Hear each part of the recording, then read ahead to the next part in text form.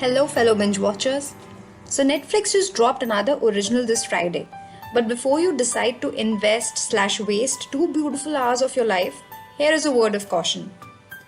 It is tiresome to point out all that is wrong with the understanding and depiction of much abused word feminism in the Indian cinematic space.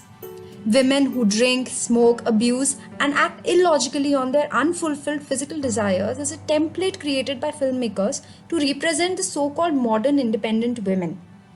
Dolly, Kitty, or Wo Chamakte Sitare starts off from a modest place of middle class vulnerability but ends up falling prey to this very template and ends up contributing to the damage that shows like Four More Shots and Veere the Wedding have been doing for time and again.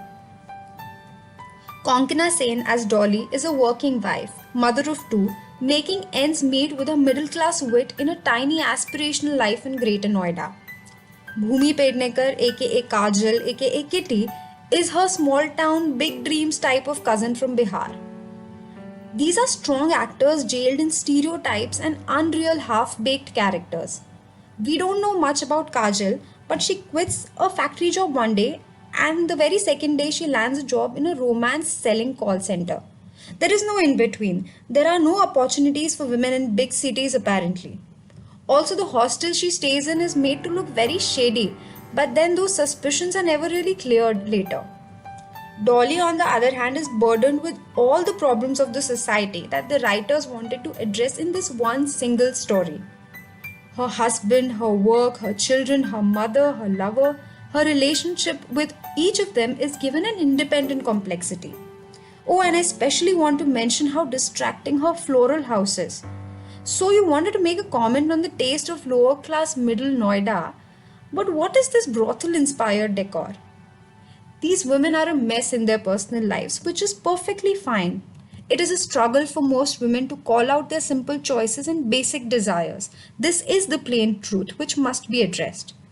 In one scene, Konkana Sen makes a cup of tea to herself and drinks it without serving to her male seniors or colleagues. This is an example of how simplistic satisfaction can be. But that's the only time you see anything simple here.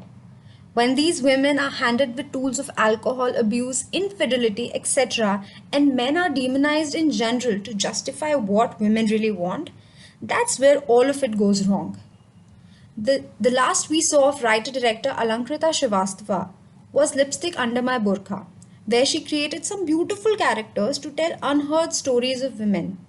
But despite her honest intentions, this film becomes a khichdi of melodramatic fiction with too many subjects like sexual frustration, minority hate, confused gender association, consumerism, all stuffed into one weak storyline.